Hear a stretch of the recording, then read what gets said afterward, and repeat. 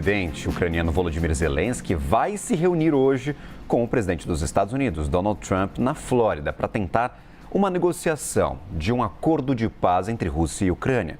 Sobre este assunto, conversamos agora com a pós-doutora em Direito Internacional, Priscila Caneparo. Professora, seja bem-vinda. Um ótimo dia a você. Obrigada, bom dia, Gabriel. Bom dia a todos que estão nos assistindo.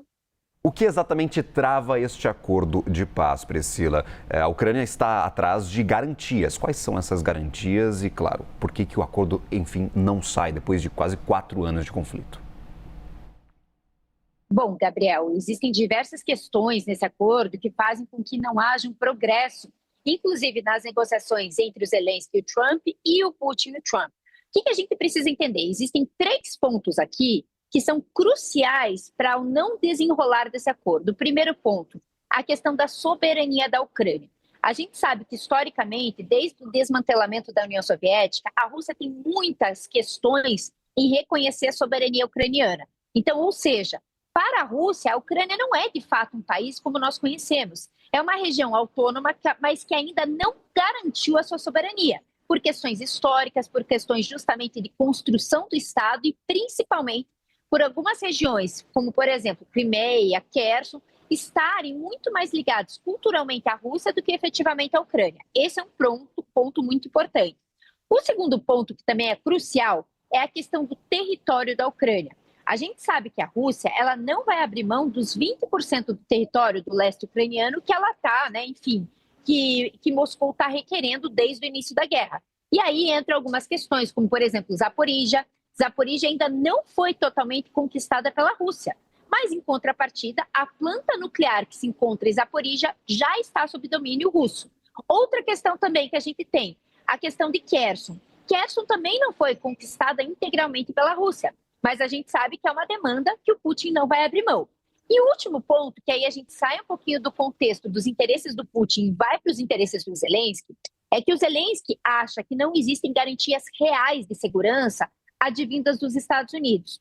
Os Estados Unidos, eles querem se sobrepor como grande mediador desse conflito, mas eles não estão observando, eles não estão, por assim dizer, almejando aquilo justamente que o Zelensky quer, que é o quê? Que os Estados Unidos se comprometam em termos de recursos orçamentários e, principalmente, se comprometam em relação a uma posição como se fosse o artigo 5º da OTAN, que é a legítima defesa coletiva, em relação à integridade territorial ucraniana. Eu acho muito difícil que a gente alcance esses níveis de almejo que o Zelensky quer, mas alguma questão aí nessa negociação vai ser aberta mão em relação ao Trump por conta justamente dele querer resolver esse conflito. Mas dentro dessa perspectiva são esses 3 pontos cruciais que atrapalham o desenrolar desse acordo. Você mesmo fala, Donald Trump quer resolver este conflito, quer dar fim à guerra entre Rússia e Ucrânia, que dura quase 4 anos. Nós já vimos encontros bastante conturbados entre Trump e Zelensky no passado. Neste momento, o quão forte deve ser essa pressão americana para que a Ucrânia aceite os termos do acordo? Pois é, Gabriel. E aí vem a questão do que está em jogo e principalmente o momento que a gente está nessa negociação.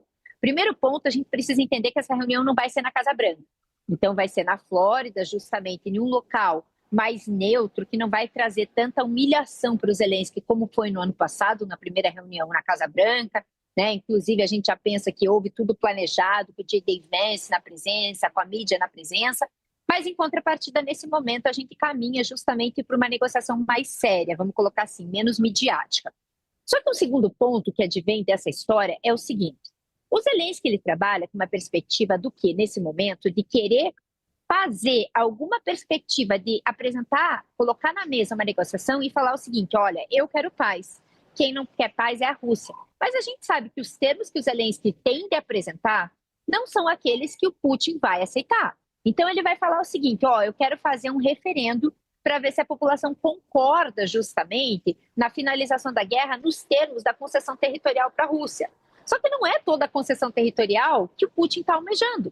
E, em contrapartida, o Putin já falou, eu não vou aceitar menos do que isso.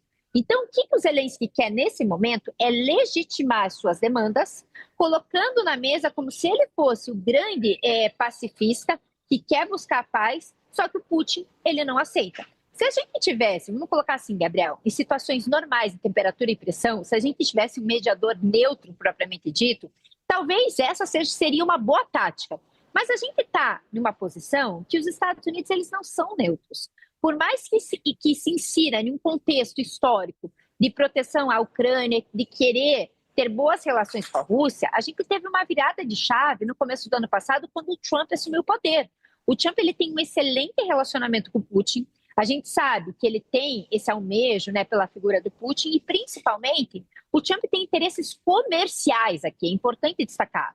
Ele quer que o Putin volte, que a Rússia volte para o cenário do comércio internacional. E não vai ser dando as cartas a partir do Zelensky que o Trump vai conseguir isso. Então, a gente tem que ler com cautela o que vai vir dessa negociação hoje, porque a gente tem que entender que o Trump tem um bom relacionamento com o Putin. Agora, professora, Zelensky diz que vai sair desta reunião com Donald Trump e vai conversar com líderes europeus. O quanto os países europeus podem equilibrar esta balança nas negociações com a Rússia? Você vê efetivamente poder europeu de decisão neste caso? Gabriel, vamos colocar assim. A gente sabe que o Trump já está falando que a Europa existe uma decadência civilizatória, ou seja, os Estados Unidos não estão mais preocupados com a Europa. Em contrapartida, o Trump já destacou em diversos momentos que o problema da guerra da Ucrânia é um problema europeu, inclusive por proximidade geográfica. O Trump não quer mais se envolver. E só para fechar esse raciocínio inicial, a gente também tem que lembrar no mandato Trump 1 que o Trump saiu da reunião da OTAN batendo porta. O Trump não gosta da OTAN. E ele não gosta da OTAN por quê? Porque ele acredita que os Estados Unidos estão financiando o bem-estar social na Europa e a segurança da Europa. Tanto é verdade que ele diminuiu muito justamente o recurso orçamentário dos Estados Unidos para a OTAN nesse segundo mandato. Por que eu estou falando tudo isso? Porque a gente precisa entender que, independentemente da decisão da Europa, independentemente do posicionamento da Europa, isso não vai afetar, nesse momento, a posição dos Estados Unidos. Os Estados Unidos não veem, na era Trump, a Europa como um grande parceiro comercial, como uma instituição que merece destacado respeito, como outrora já tinha sido vista no contexto dos Estados Unidos. Então, independentemente das reuniões europeias, a gente não vai ver esse como sendo um aspecto crucial para o desenrolar das negociações e para a finalização da guerra, até porque o Trump fala, o problema da Europa é justamente a guerra na Ucrânia, eu só estou tentando mediar porque eu sou um grande pacificador, porque eu sou um grande ator internacional. Agora, eu me intrometer nas decisões europeias, eu levar em consideração, não vou levar. Até porque a Europa está em decadência, nas próprias palavras do Trump. Conversamos com Priscila Caneparo, pós-doutora em Direito Internacional e professora da Ambra University. Professora, agradeço imensamente pela participação e lhe desejo boas festas, um ótimo final de ano para você. Obrigada, Gabriel, igualmente para vocês. Valeu, até a próxima.